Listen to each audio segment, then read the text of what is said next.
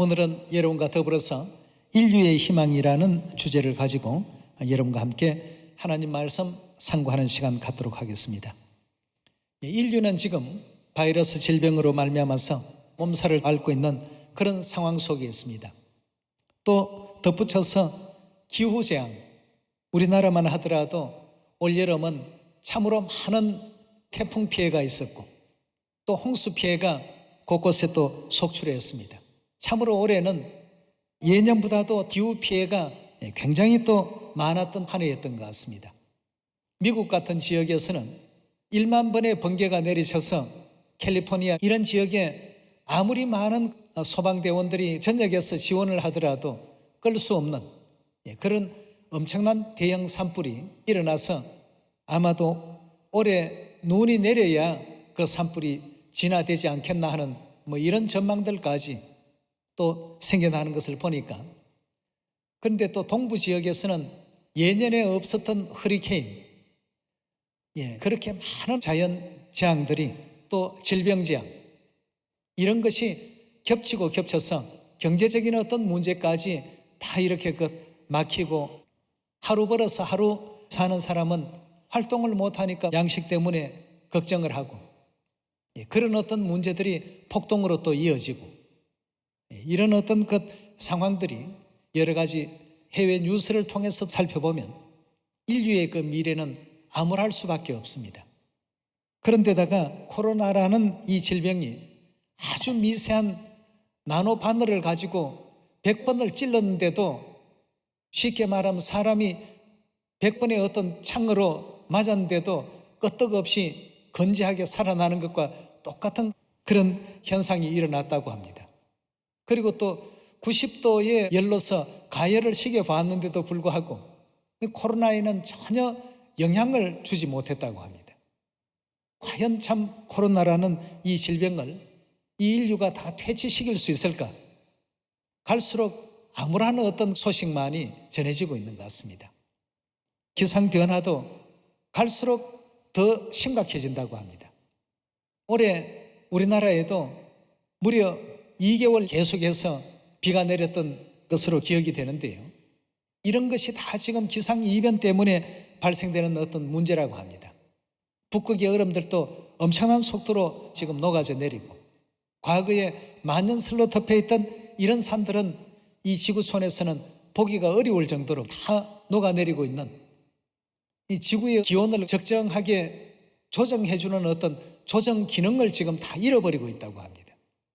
그러니 이 지구의 미래라고 하는 것은 온전하다고 이렇게 바라볼 수 없는 상황 속에 있습니다. 그런데 우리에게는 인류의 희망 되시는 아버지 하나님 계시고 어머니 하나님이 계시지 않습니까? 만약에 아버지 하나님, 어머니 하나님께서 계시지 않는 삶이었다고 한다면 지금 이 순간 어떠한 삶을 과연 우리가 살고 있을까? 잠시 있다가 없어지는 이 땅의 것만을 위해서 우리가 살 것이 아니라, 우리는 이 시온 안에서 아버지를 모시고 어머니를 모시고 살 수 있다는 것이 얼마나 참 크나큰 영광이고 크나큰 기쁨인가를 다시 한번 생각하면서 영원하고 영원한 천국의 것을 향해서 더욱더 힘차게 또 전진해 나가는 우리의 또 신앙이 되길 또 바라겠습니다. 마태복음 11장 28절의 말씀 함께 보겠습니다. 수고하고 무거운 짐진 자들아 다 내게로 오라. 내가 너희를 쉬게 하리라. 나는 마음이 온유하고 겸손하니 나의 멍에를 메고 내게 배우라. 그러면 너희 마음이 쉼을 얻으리니 이는 내 멍에는 쉽고 내 짐은 가벼움이라 하시니라고 했습니다. 성부시대 인류의 희망은 누구셨습니까? 여호와 하나님이셨습니다. 성자시대 인류의 희망은 예수 그리스도셨습니다. 수고하고 무거운 짐진 자들아, 마음에 크나큰 어떤 아픔이 있고 상처가 있고 멍에가 있는 그러한 사람들은 다 내게로 오라고 이렇게 성자시대 우리 하나님께서 이 땅에 오셔서 인류의 희망이 되어주셨습니다. 누구든지 다 아픔이 있는 사람들은 다 내게로 오라고 말이죠. 우리가 살고 있는 이 성령 시대는 과연 누가 인류의 희망이 될까 말이죠. 요한계시록 22장 열어보도록 합시다. 22장 17절입니다. 성령과 신부가 말씀하시기를 어떻게 했습니까? 오라 하신다고 했습니다. 마태복음 11장 28절에서도 예수님께서 수고하고 무거운 짐진 자들아 다 내게로 오라고 이렇게 말씀을 주셨는데, 계시록 22장에서도 성령과 신부께서 어떤 말씀을 주셨습니까? 내게로 다 오라고 했습니다. 목마른 자들, 갈급한 사람들, 또 무거운 짐에 의해서 고통당하는 사람들 다 내게로 오라. 목마른 자도 올 것이요 원하는 자는 값없이 생명수를 받으라 하시더라고 했습니다. 오직 이 성령 시대는 성령과 신부에게 우리가 희망을 두어야 되겠습니다. 이 땅의 일은 잠시 있다 다 사라집니다. 아무리 많은 억만금을 가진 그런 재벌이라 할지라도 그 영광이 100년, 200년 가는 것 아니지 않습니까? 잠깐입니다. 잠깐 있다가 또 나이 들면 다 물려줘야 되고 내려놓아야 되고, 그들은 또 자기 손으로 땀 흘려서 번 돈이 아니기 때문에 또 잃어버리고 남의 것이 되고 말이죠. 영원한 것이라고는 이 세상에는 아무것도 없습니다. 그래서 하나님께서는 인류의 희망이 되어주시기 위해서 성부 시대는 여호와로서, 성자 시대는 예수라는 이름을 가지시고 누구든지 수고하고 무거운 짐진 자들은 다 내게로 오라고 하셨고, 이 성령 시대는 성령과 신부에게로 다 오라고 이렇게 인류를 지금 불러주고 계십니다. 여러분과 저에게 영원한 천국의 미래가 있고 소망이 있다라고 한다면 이 땅의 일만 너무 연연하지 마시고 하늘의 것에, 과연 내가 오늘 천국 돌아가기에 합당한 어떤 생활을 지금 살고 있는가, 합당한 믿음의 길을 가고 있는가 생각해 볼 줄 알고 자신을 되돌아볼 줄 알며 천국 구원을 위해서 살아갈 줄 아는 믿음의 자세가 이 시대는 반드시 필요하리라고 믿습니다. 자, 그렇다면 이 성령과 신부에게 나아가려면 성령과 신부를 알아야지만 되겠습니다. 성령과 신부께서는 어디 계시며 어떤 정표 속에 이 땅에 오셔서 우리 중에 함께 지금 거하고 계실까? 이걸 우리 모두가 아셔야 되겠습니다. 시편 132편 열어보도록 합시다. 13절의 말씀 보겠습니다. 여호와께서 시온을 택하시고 자기의 거처를 삼고자 하여 이르시기를 이는 나의 영원히 쉴 곳이라. 내가 여기 거할 것은 이를 원하였음이로다. 내가 이 성의 식료품에 풍족히 복을 주고 양식으로 그 빈민을 만족케 하리로다. 내가 그 제사장들에게는 구원으로 입히리니 그 성도들은 즐거움으로 외치리로다 고 했습니다. 하나님께서 택하신 곳은 시온입니다. 영원한 하나님의 거처로 삼기 위해서 시온을 택하셨다고 했습니다. 그렇다면 수고하고 무거운 짐진 자들아, 누구든지 목마른 자들은 내게로 오라고 외치시는 그 하나님께서 계시는 그곳으로 우리가 가야 되지 않겠습니까? 오라고 하셨으니까 인류의 그 희망 되시는 그 하나님을 찾기 위해서 우리 인류는 다 그리로 가야만 되겠습니다. 관념상에 아니면 또 어떤 이상적인 정신세계 속에서만 하나님을 우리가 만날 것이 아니라 하나님께서 예언으로 정해주신 그 장소로, 그곳으로 반드시 돌아갈 수 있는 우리가 되어야 되겠습니다. 예언의 장소에 와서도 이게 예언의 장소인지 그냥 일반 건물인지 그 분별 못하는 자들이 되어서는 안 되겠습니다. 예수님께서 2000년 전에도 어린 나귀를 타고 예루살렘 성에 입성하셨습니다. 스가랴 9장에 예언이 되어 있는 그 광경입니다. 앞서가는 사람, 뒤따라가는 사람들, 호산나 다윗의 이름으로 오시는 이여 찬송하며 예수님께 영광을 돌리며 자기 겉옷을 벗어서 예수님 가시는 길 위에 깔아놨습니다. 많은 사람들이 찬양했습니다. 근데 그 광경을 보고 많은 사람들은 그 나귀가 예언되어 있는 나귀인 줄 몰랐습니다. 예수님께서 행하시는 그 행보가 예언의 한 부분을 이루시는 예언적인 행보인 줄 몰랐습니다. 자신들이 예언의 그 장소에 와 있는 줄도 전혀 눈치채지 못하고 깨닫지를 못했습니다. 오늘날 인류의 희망이신 하나님을 지금 우리가 만나고 있는데도 불구하고 그 만남이 얼마나 참 위대한 만남인지, 대단한 것인지 깨닫지 못하고 시간을 허비하는 많은 사람들이 있습니다. 인류의 희망 대신 하나님이 계신 곳이 성경에서는 어떤 곳이라고 알려주고 있습니까? 영원히 거하실 곳은 시온이라고 했어요. 하나님을 만나려면 반드시 시온으로 가서 하나님을 찾아야 되겠습니다. 인류의 미래이시오, 인류의 희망 되시는 그 하나님을 만나기 위해서는 우리가 가야 할 곳이 시온이 되어야 되겠습니다. 우리 이사야 33장을 한번 열어보겠습니다. 33장 20절의 말씀 보겠습니다. 우리의 절기 지키는 시온성을 보라.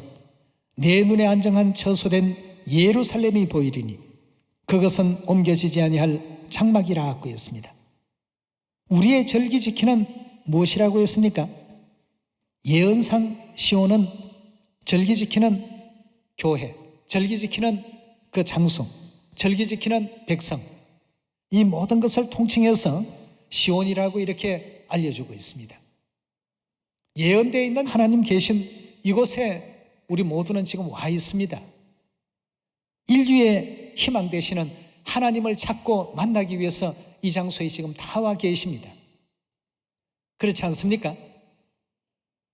이 하나님께서 시온에 영원토록 함께 하시겠다고 하셨는데 함께 하시는 그 시온에 여러분들이 계시고 제가 있습니다. 우리 계속해서 21절의 말씀 보겠습니다. 여호와께서 거기서 하는 것은 어디입니까? 시온에서 위험 중에 우리와 함께 계시겠다고 했습니다.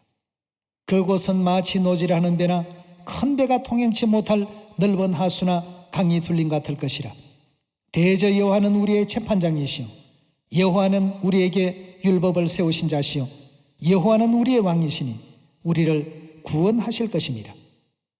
너의 돛대줄이 풀렸고 돛대밑을 튼튼히 하지 못하였고 돛을 달지 못하였나니라.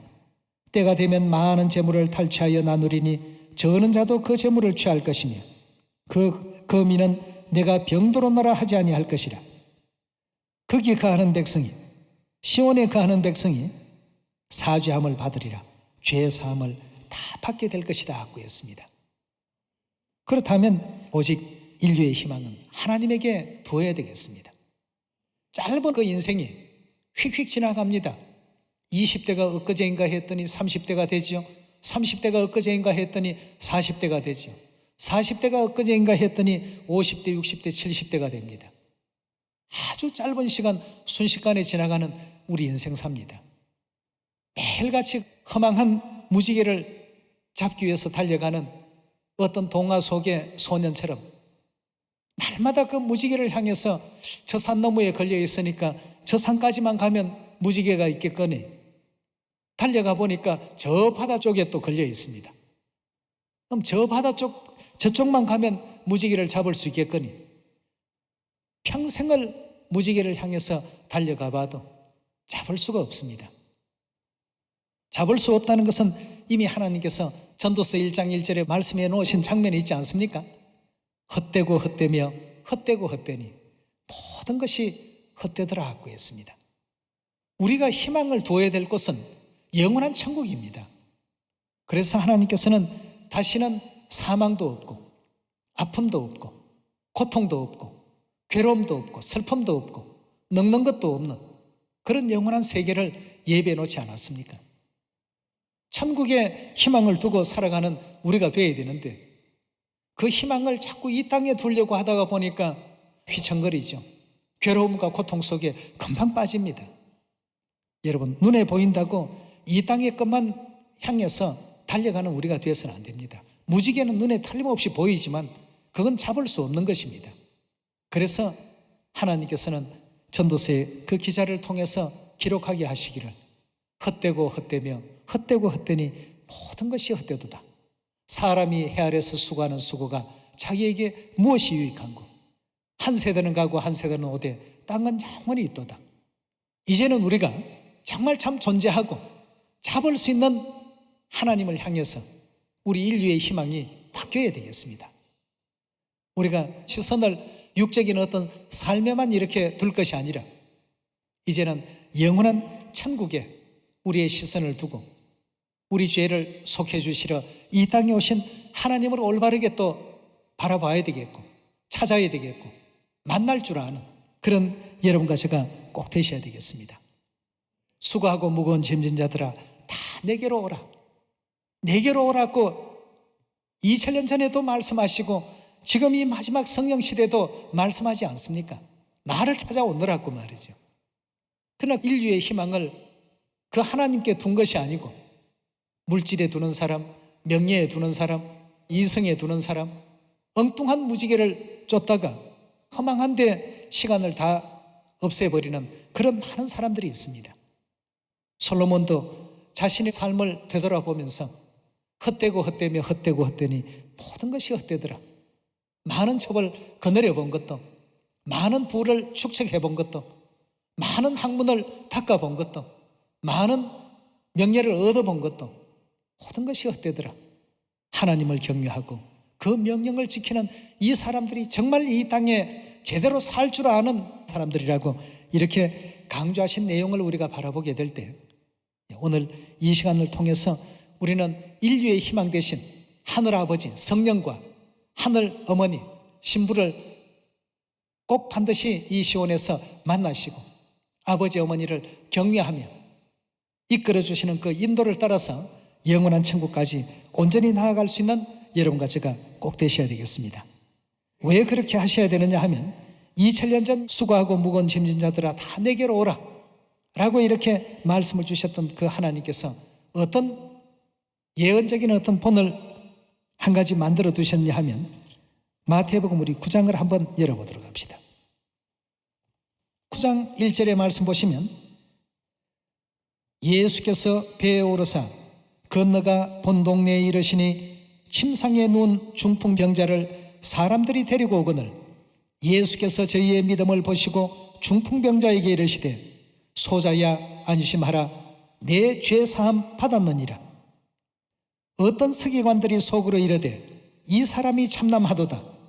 예수께서 그 생각을 하시고 가라사대 너희가 어찌하여 마음에 악한 생각을 하느냐. 내 죄 사함 받았느니라 하는 말과 일어나 걸어가라 하는 말이 어느 것이 쉽겠느냐. 그러나 인자가 세상에서 무슨 권세가 있는 줄 안다고요? 죄를 사하는 권세가 있는 줄을 너희로 알게 하려 하노라 하고 했습니다. 인자가 이 땅에 와서 죄를 사하는 권세를 가지고 있다는 것을 알게 하고 싶어서 내 죄 사함 받았느니라. 그 내 병을 물리치노라라는 말이 오히려 더 쉽겠지만 예수님께서는 내 죄 사함 받았느니라 하는 이 말씀으로 대신해 주셨습니다. 이 땅에 우리가 살고 있는 이유가 뭡니까? 죄 때문에 이 땅에 쫓겨내려왔고 육신의 그 삶을 살고 있는 것 아니겠습니까? 그렇다면 그 모든 죄짐을 벗겨주실 수 있는 분은 죄사함 주실 수 있는 유일한 누구 외에는 없습니까? 하나님 외에는 없습니다. 하나님이 우리 인류의 희망입니다. 이 땅에 우리가 돈 벌기 위해서 사는 것도 아니고 명예를 누리기 위해서 사는 것도 아니고 학식을 쌓기 위해서 사는 것도 아닙니다. 이 땅에 최고의 어떤 지식을 쌓았다 한들 천상의 그 지식에 비할 수는 없는 것입니다. 그래서 솔로몬은 최고의 지혜도 갖고 최고의 부도 누려보고 최고의 권세도 가져보았고 최고의 어떤 명예도 가져보았지만 모든 것이 다 헛되고 헛되더라라고 하는 그 한마디 말을 남겼습니다. 아무것도 아니더라 말이죠. 그러나 이 땅에 태어나는 사람들은 모르니까 또 여전히 그 길을 걷고 있습니다. 여러분, 우리에게는 하나님께서 인류의 희망 대신 하나님께로 오라고 불러주셨습니다. 하나님께로 나아가서 시온에 거하는 자들이 인류 인생에 있어서는 최고의 어떤 올바른 삶을 살고 최고 수준 높은 삶을 살고 있다는 것 자부심을 가져야 되겠습니다. 우리가 목표하는 것은 천상의 어떤 삶이지 이 지상의 삶으로 끝나는 어떤 삶이 우리 삶의 전부는 아니지 않습니까? 하나님께서 내가 비록 육신을 입고 목수의 요셉의 아들로서 알려져 있지만 이 땅에서 죄를 사하는 권세가 있다는 사실을 너희에게 알리고 싶단 말이죠. 누가복음에 나오시는 말씀도 같은 내용입니다만 한 번 더 확인해 봅시다. 누가복음 5장 17절의 말씀 보겠습니다. 하루는 가르치실 때에 갈릴리 각촌과 유대와 예루살렘에서 나온 바리새인과 교법사들이 앉았는데 병을 고치는 주의 능력이 예수와 함께 하더라. 한 중풍병자를 사람들이 침상에 메고 와서 예수 앞에 들여놓고자 하였으나 무리 때문에 메고 들어갈 길을 얻지 못한지라. 지붕에 올라가 기와를 벗기고 병자를 침상째 무리 가운데 예수 앞에 달아내리니 예수께서 저희 믿음을 보시고 이르시되 이 사람아 내 죄 사함 받았느니라 하시니 서기관과 바리새인들이 의논하여 가로되 이 참남한 말을 하는 자가 누구냐? 오직 하나님 외에 누가 능히 죄를 사하겠느냐? 예수께서 그 의논을 하시고 대답하여 가라사대 너희 마음에 무슨 의논을 하느냐? 내 죄 사함 받았느니라 하는 말과 일어나 걸어가라 하는 말이 어느 것이 쉽겠느냐? 그러나 인자가 땅에서 죄를 사하는 권세가 있는 줄을 너희로 알게 하리라 하고 했습니다. 여러분, 오늘날 이 시대 사람들이 생각할 때는 예수님은 아주 특별한 존재처럼 여겨집니다만 그 시대 입장으로 우리가 들어가 보게 된다면 우리와 지금 똑같은 이런 어떤 입장입니다.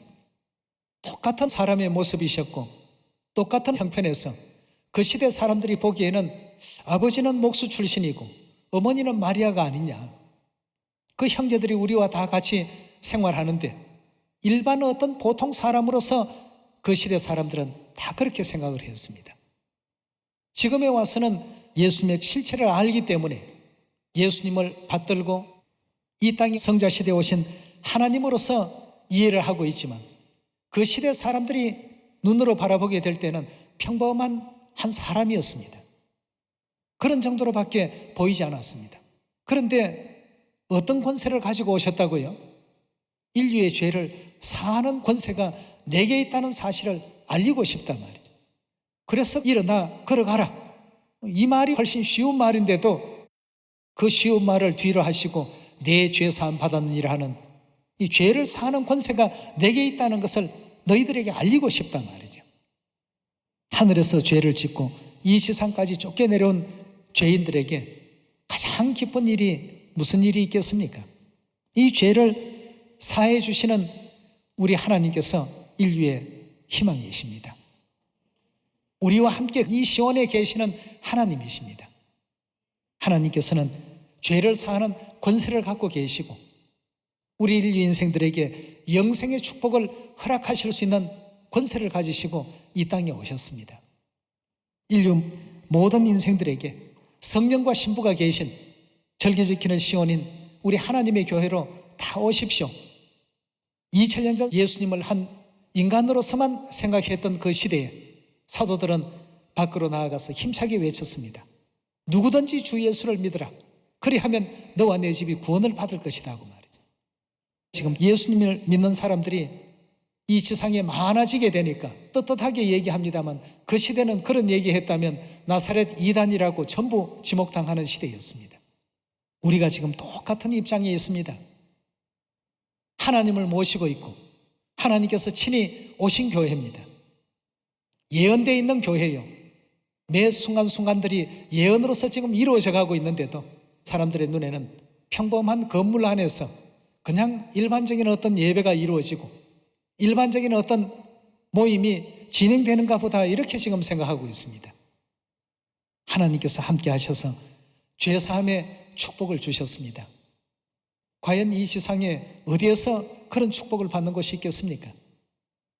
예수님께 내 죄사함 받았느니라 하는 그 사람이야말로 이 세상에 와서 최고의 은총과 축복을 받은 사람입니다. 여러분, 인류의 희망은 우리 하나님이십니다. 인류의 희망이 코로나를 퇴치하는 백신에 있는 것이 아니고 의사에 달려 있는 것이 아니고 어느 국가의 정책에 달려있는 것이 아니고 어느 국가의 어떤 왕이나 위정자에게 달려있는 것이 결코 아닙니다. 인류의 희망은 우리 하나님이십니다. 수고하고 무거운 짐진 자들아 다 내게로 오라. 성령과 신부께서 말씀하시기를 다 오라. 그냥 오라고 했습니다.